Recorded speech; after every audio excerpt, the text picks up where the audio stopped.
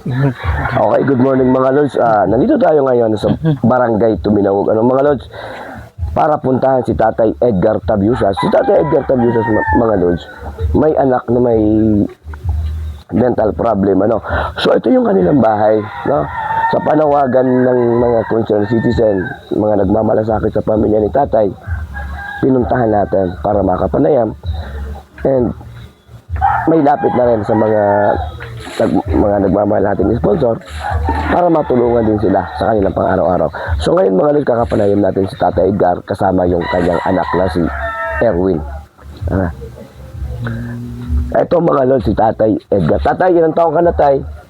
65 pa yata ako. 65 ka na? Senior na Tay? Senior. Ano pinagkakakitaan mo, Tay? Pisil ko lang talaga ako. Pisil ko na? Dati nung... Dati nagpisil ko ka? Nung nandito pa ako, pisil ko talaga. Anong nangyari? Di, pakapitong buwan, sir, tuloy-tuloy ba ang pagiging electrician ko? Ay, di ba nga yata, di man nga na-aasikaso. Lumipat ako na Laguna. Tapos simula na wala na? Laguna. Apaka, galing Laguna, dito na. Anong nangyari? Ano ba? Basta ito, bata pa ito noon.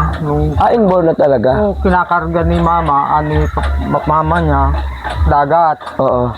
Pinahiga-higa siya roon. Tapos, maya-maya, nagkasakit. Pinaano ko na. So, pinapagamot mo, Tay? Ano man. Hanggang ngayon? Ngayon wala na. Bakit, Tay? Bakit? Parang umano na rin yung ano niya. Pero may time na sinusumpong?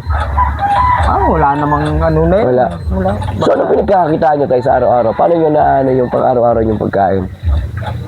Yung pagkain namin, may padala rin yung mga anak ko. Paano kung walang padala, Tay? Hindi naman pwedeng wala kasi talagang obligasyon. Talaga regular naman. Okay.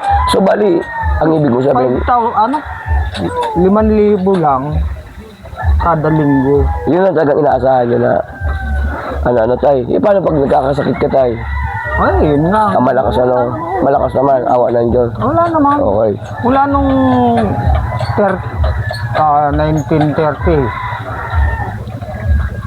hanggang ngayon, wala naman akong sakit. So ano, Tay, ang mo, Tay, kaya anak mo? Anong concern mo? Anong gusto mong... Wala nang Wala na.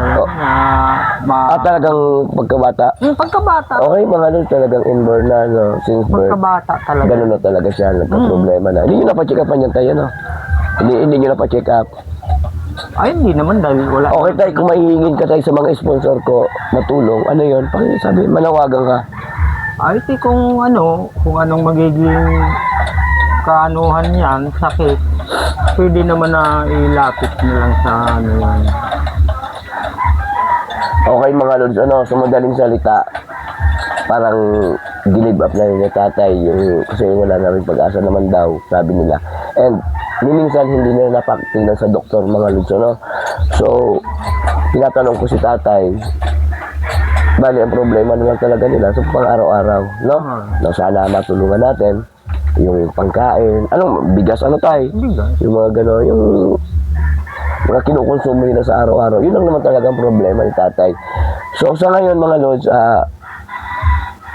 eto yung punta natin kay Tatay, hindi naman natin inaasahan, kaya wala tayong dala, no? So ang ginagawa naman natin, pagbalik natin, no? Saka tayo nagdadala ng kay Tatay. So nakwento ni Tatay na